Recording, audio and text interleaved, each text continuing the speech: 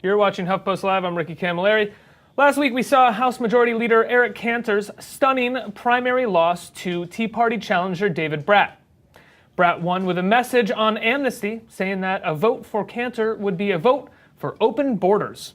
Pundits sounded the alarm, saying that Cantor's defeat would spell the end of support for immigration reform by the GOP. But this week, very prominent and very rich conservatives Rupert Murdoch and Sheldon Adelson joined the conversation, declaring that now is the time for the right to act on immigration reform. In a Wall Street Journal op-ed entitled "Immigration Reform Can't Wait," Rupert Murdoch writes, "Some politicians and pundits will argue that this is not the time to bring immigration reform to the congressional floor, that it will frighten an already anxious workforce and encourage more extreme candidates, especially on the right.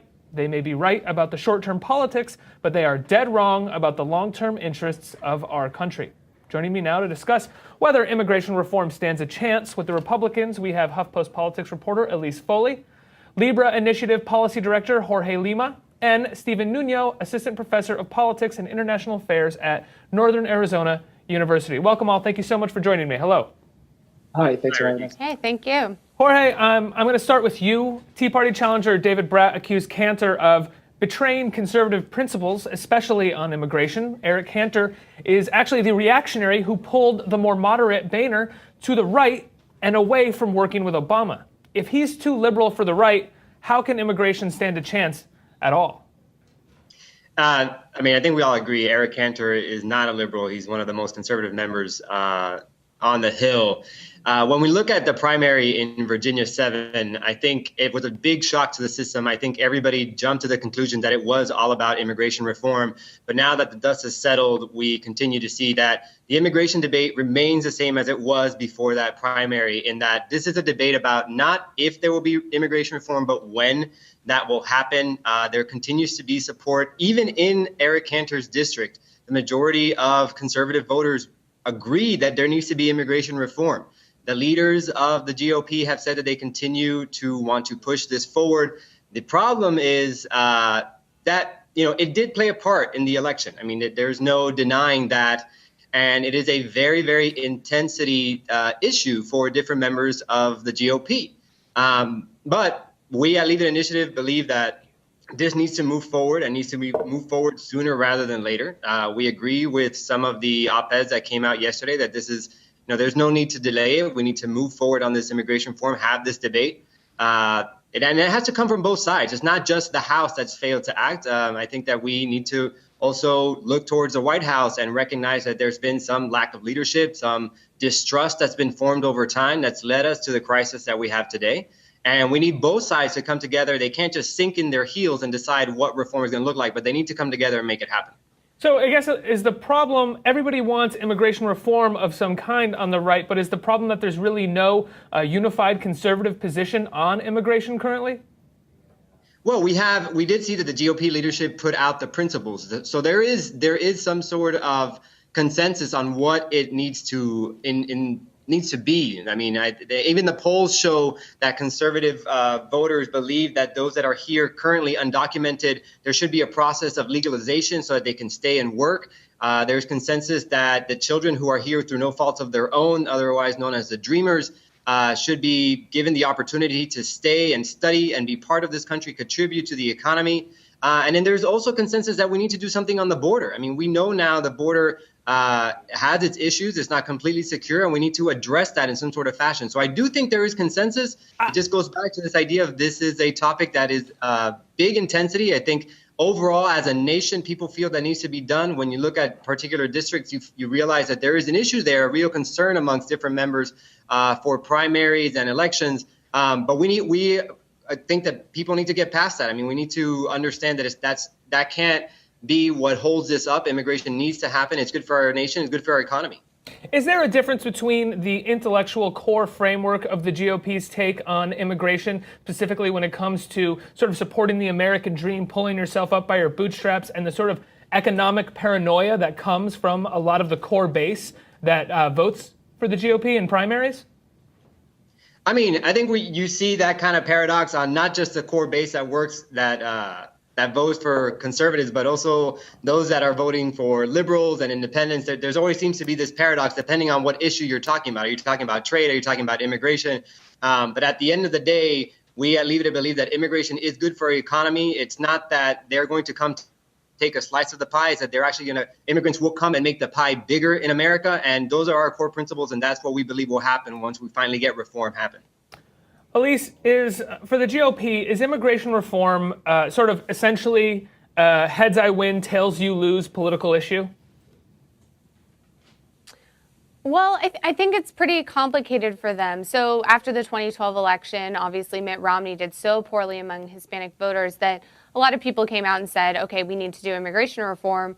But when you get into the details and when you get into this idea of Republicans working with this president who they so disagree with on almost everything, it makes it really tough to get stuff done. And especially stuff like this, immigration reform has so many different issues in it, and Democrats want to get them all settled together. A lot of Republicans agree with that principle, but House Republicans are just really hesitant to get it done. And so I think that the problem, like was mentioned in that op-ed, is that there's this sense of the short-term goal of winning seats in 2014, and then the long-term goal of winning the presidency in 2016.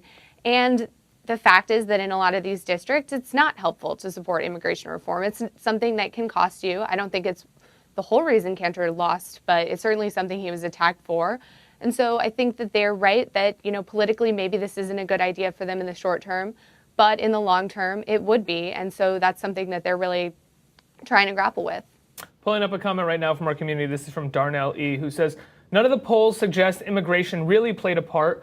The small turnout played more into the result. And now Sheldon Adelson opens his piece by writing, quote, if we are led to believe that the results of a local election with 12% voter turnout in a single congressional district, 1 out of 435, with a mere 65,000 votes cast is all that it takes to disrupt a necessary and important national policy debate, then America is in big trouble, not just on this issue, but on a whole range of issues. Adelson now is essentially saying this election is less of a big deal for GOP issues than we've been saying it is. In regards to immigration, Elise, is that true?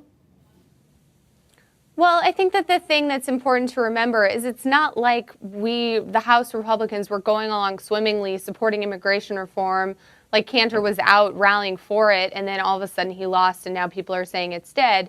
People are saying sort of that it was a final nail in a coffin that was already almost nailed shut anyway. I mean, immigration reform is likely dead right now. It was also likely dead before Cantor lost his election. So I don't think that, obviously these voters in this district should not be determining policy for the entire country. But I don't think that they're the reason that immigration reform isn't happening. I mean, there were numerous reasons House Republicans were giving before.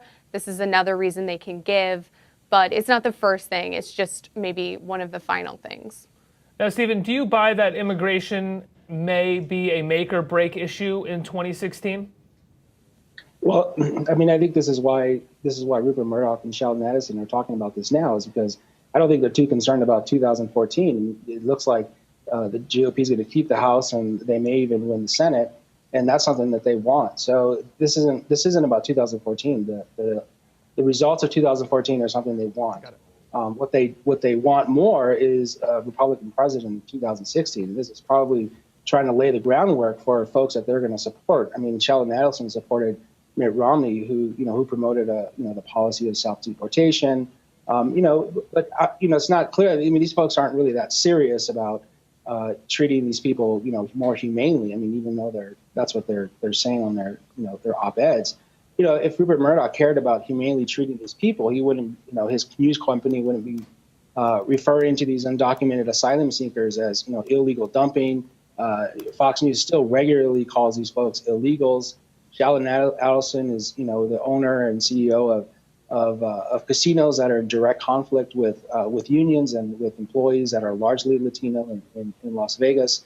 If these folks really meant what they're saying, they would show it in different ways. And right now, I'm not really seeing that. But well, actually, Stephen, sort of piggybacking off of what you just said in terms of them not really caring about treating them in humane ways, let's pull up some Adelson quotes. He says, when it comes to solving the problem of dealing with the 11 million undocumented immigrants in America, Here's what he wrote on Politico. He said, let's start by instituting a process in which all undocumented immigrants receive permits to legally work here. Let's provide them with the opportunity to get driver's license and bank accounts. Simple things that we all take for granted. Now, to his credit, that doesn't sound that bad. But then Adelson goes on to say, next we need to develop some type of offsetting payment that these former migrants can make as compensation for being here illegally. Payment could be monetary or through service to the local community or country. Now, Stephen, that kind of, I think, talks a little bit about what you were just saying. It sounds an awful lot like slave labor. What do you think, Stephen?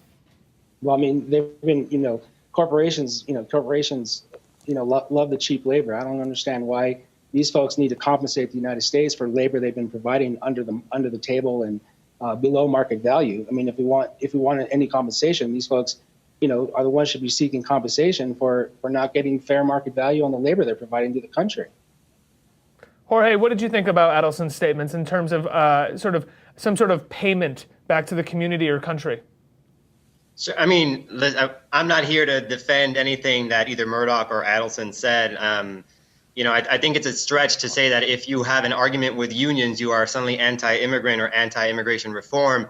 I think what he's hinting at is this idea of those that are here currently undocumented repaying either taxes or something, which we saw was even part of the Senate reform bill. This idea that they would look into paying, if they hadn't already, paying the taxes that were due. I don't think that they are going to be in any way driven into sort of the semi-slave labor or anything of that sort. I think it's just something along the lines of what has already been proposed, which is if they've been working and there is something to be shown that they haven't paid their taxes, well, perhaps part of the reform could require that then be paid. But we've also seen reports that a lot of these undocumented are already paying taxes and have been paying for quite some time.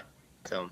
At least, well, keep in mind in 2010 when Sharon Angle went after Latinos in Nevada, it was the unions who were largely propelled by Latino labor that helped to defeat Sharon Angle. So I mean, there is a connection between Latinos and unions, and especially in a place like Nevada. At least you essentially said when we were talking to you a few minutes ago that immigration reform, as it stands now, is pretty much dead. Now, when someone like Rupert Murdoch and Sheldon Adelson, huge people within the GOP, come forward and push for immigration reform, who is listening? Well, I think that a lot of people who are listening are the same people who have already been convinced. I mean, Rupert Murdoch has been talking about this for years. It's not new that he supports it. Obviously, though, it hasn't trickled down to his network, which I don't think that a news network should be shaped necessarily by its owner's views. I don't think that would necessarily be appropriate. But I do think that it's clear that Fox News has not taken, his position and run with it, so it hasn't been influential with them. Clearly hasn't been successful with the rest of the party either. So I think it's important for people like them who have, good conservative credentials to be out there talking about it. But I don't see any reason why, these will be the op-eds that do it. They've been talking about this. It's good that they're continuing to talk about it and not giving up in terms of for pro-reformers. But I don't know who's listening to them exactly, who hasn't already been convinced on this issue. Stephen? Yes.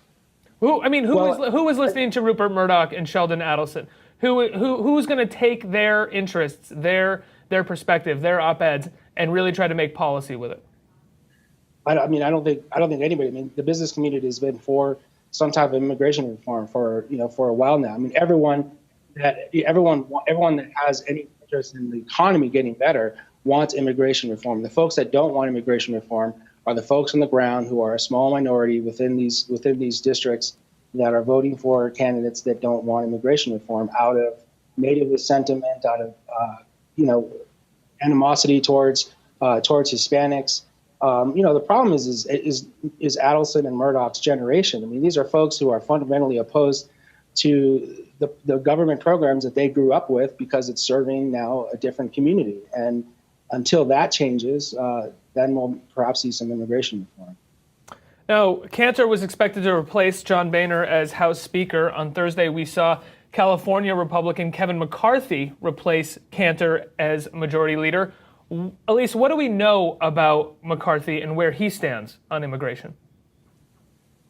Well, so it's ironic because, like we've mentioned before, it's wrong to say that Cantor lost entirely because of immigration. But if there was this sentiment that you wanted this pro-amnesty guy, who Cantor really wasn't, if you wanted him out of his leadership position, you wanted him out of Congress, now he's been replaced by somebody who has voiced, support for some type of immigration reform, legal status for undocumented immigrants. He hasn't been huge, one of the main people rallying behind it, and he certainly hasn't, called for a path to citizenship or anything like that. But he's been somebody who's more open to it, and he, very importantly, comes from California. He comes from a district with a lot of Latino voters. So he's somebody that I think is more likely to be supportive of it than a lot of House Republicans.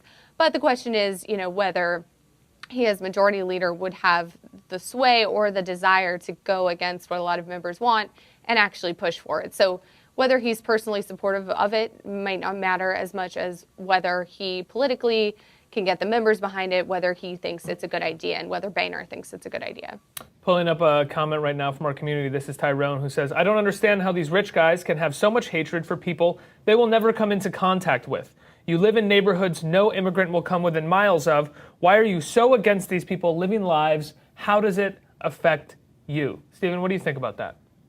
Well, I think that's very true. I mean, United States, even though it's a very diverse country, it's also a very segregated country.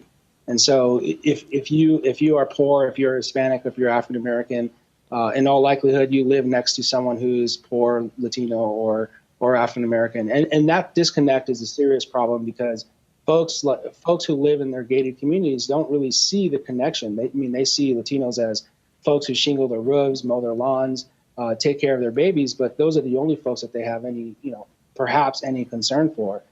Extending that out to their family members, to the opportunities that are provided to their kids, et cetera, those are harder connections for these folks to make. Stephen, I'm going to make a huge leap right now. Excuse me if it's crazy, but a lot of people with invested business interests, especially at the high level, have an investment in undocumented workers for the sake of economic exploitation. How often do we see that play out, especially with business leaders like Murdoch or like Sheldon Adelson?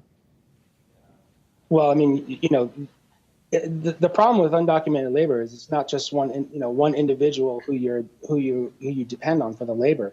Those people are replaceable. This is one of the most dynamic workforces in the country that you can fire and hire at your will. If they complain about anything, you can let them go. You have the means to control these people because of their undocumented status. And so long as the government isn't punishing businesses for treating these people this way, these people will continue to benefit off of these workers. Pulling up a last comment before we get out of here. This is Jeremy Simpson, who says, Renaissance in American is give me your tired, your poor, your huddled masses yearning to breathe free, the wretched refuse of your teeming shore. Send these the homeless tempest tossed to me. I lift my lamp beside the golden door. I think we should end on that note. Elise, Jorge, Stephen, thank you so much for joining me having this conversation.